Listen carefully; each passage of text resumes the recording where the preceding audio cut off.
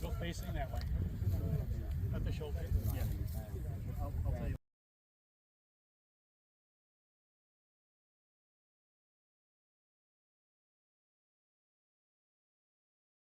See in front of you is a typical company of infantry soldiers. This would have been much larger than what you see here today. Early part of the war, a company would have made up about 100 men. A regiment would have been made up of about 10 companies. As the war goes on, those numbers kind of get smaller. So what I'll need from you today is to use your imagination a little bit. Picture thousands of soldiers out here in front of you doing exactly what we're about to demonstrate for you. Real quick, we'll go through some of the gear that the soldiers had with them. On their head, they have a forage cap. They have a 4-button sack coat. There was also what's called a frock coat, which is what I'm wearing here. A little more buttons, a little bit longer length here. But your typical enlisted soldier would have been issued a sack coat here. This is more of a workman's kind of coat. He has on sky blue wool trousers, and he has brogans, which are his shoes, his booties. They're about ankle height, and I have obviously boots on here as well. Underneath, he would have a cotton or wool shirt underneath, as well as a pair of drawers underneath of his pants as well, and wool socks. He's carrying a 3-band rifled musket. Some differences here. Previous to the Civil War, if you think back to the Revolutionary War and other conflicts around that time, we were using smooth-bore flintlock rifles. Well, by the time the Civil War comes around, a lot of technological advances have occurred. You've introduced now rifling into the barrel. Those are small little grooves that are drilled into the barrel that go around all the way to the end. And you've gotten rid of the flintlock mechanism, and you've introduced a percussion cap, which is a lot more reliable, particularly even in damper or wet weather. You have a hammer system that hits the percussion cap, sends the spark into the cone, igniting the powder down at the bottom of the rifle and pushing out the projectile. On his right front side, he has a small little pouch. That's a cap pouch. Inside of that is a small brass cap that kind of looks like a little top hat. Inside of it has fulminated mercury. That's the part where the hammer strikes that, creating the spark into the bottom of the barrel. On his right hip, he has a cartridge box. Inside of the cartridge box would have been about 40 rounds of soft lead in a paper cartridge tube with powder and a little paper wadding to hold all that together. On his left side, he has his bayonet and scabbard and his canteen. He also would have carried on the march a haversack, which would have had a lot of his food rations, other things that he wanted to grab while on the march or on the move, and he didn't have his full knapsack, which was kind of a backpack that would include blanket roll and some of the other items like shirt, socks, and other items that he would want to carry. A lot of times, soldiers, when they came to a battle like this, you had soldiers marching from all over the area up to 20 miles before they got to the actual battlefield. So a lot of times they dropped those knapsacks and they came into battle looking exactly like you have here, including the knapsack. So with that, thank you, Dan. We're going to go through, in order to train and fire the weapons in front of you, soldiers had to learn 9 very specific steps, all of which they had to do in order to properly fire this musket, and we're going to go through that right now. Arms. Load in 9 times. Load. So on that command, the soldiers put the weapon between their feet. They've taken their right hand, put it on the back of their hip, opened up their cartridge box, and grabbed for a cartridge. Handle, cartridge. They've taken the cartridge out. They've opened up the little flap on the end, put that in between their teeth. One of the key things that soldiers were required to have when they joined the Army was 2 opposing teeth. So if you didn't have that, it might be a problem for you to shoot the weapon, specifically for this part here. Tear, cartridge. Charge, cartridge. They've now exposed the powder. They're pouring that into the barrel, taking that round and seating it at the end of the barrel. Draw, rammer.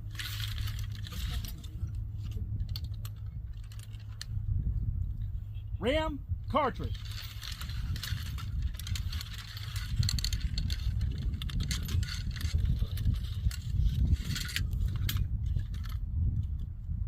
Return, rammer. Now those last two steps were vitally important. You're pulling out the rammer, you're pushing down the round all the way down against the powder to the bottom of the barrel. That next part is vital, return rammer. If you didn't do that and you left that in there and you shot that down the field, you're now left with a very expensive club. You're not able to fire anymore. So that was really important. Shoulder, arms. For this next part, we're going to turn around for safety reasons. Right about, face.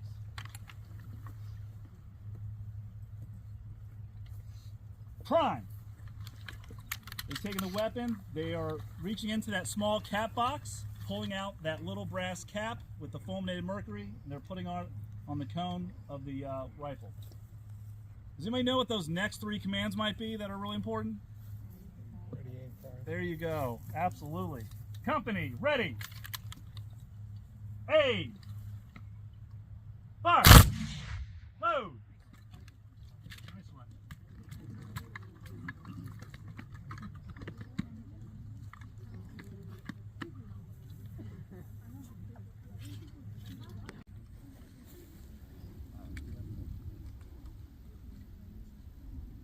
Aim.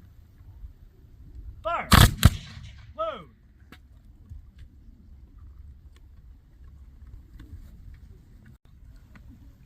Fire. Load.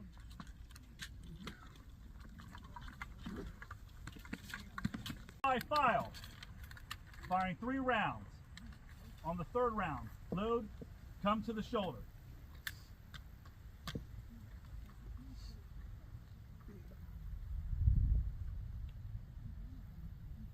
Commence. Fire.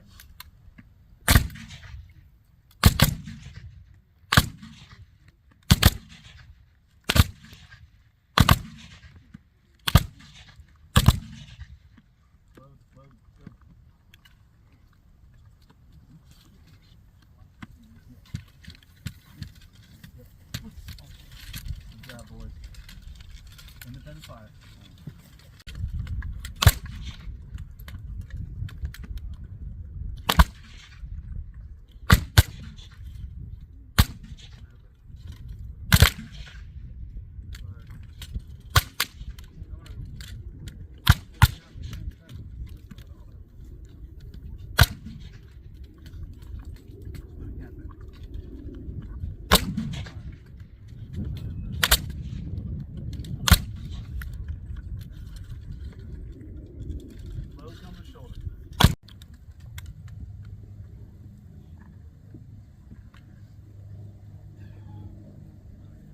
Aim. Fire. Prime. Keep the weapon above your cap box.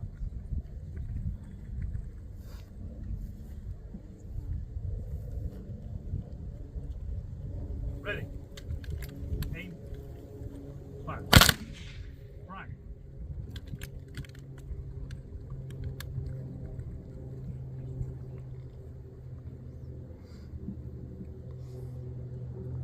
Ready? Aim. Fire. Shoulder, arms. Right about face.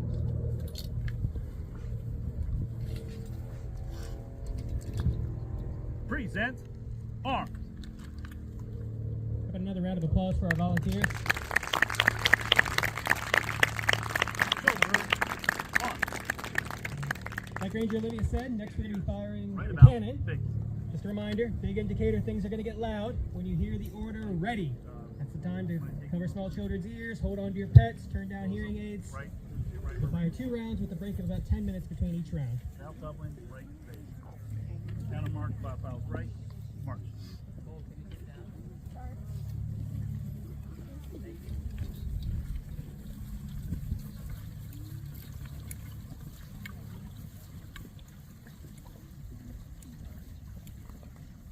Out here today, the group that is in front of you, we are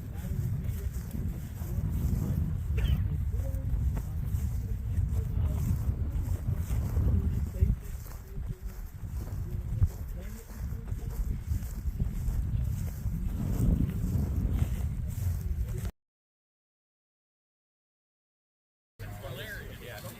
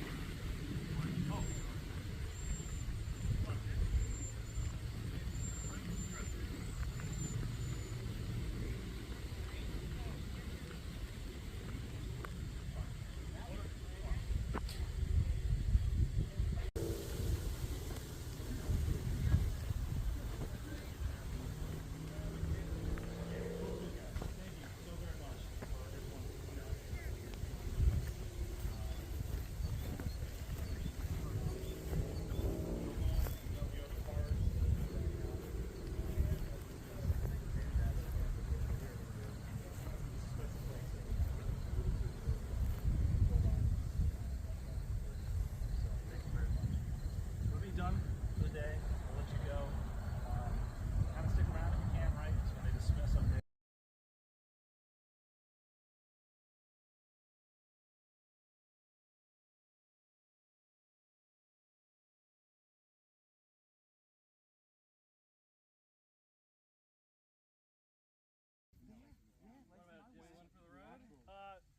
Let's do it at Cedar Creek. All right. Yeah. Just because I won't take it for the road, like, and then it'll just sit around. I can put it in my humidor, but it's better in here now. But bring it, because do you have one of those? Or? Oh yeah, but I brought a whole bag. They're like, oh yeah.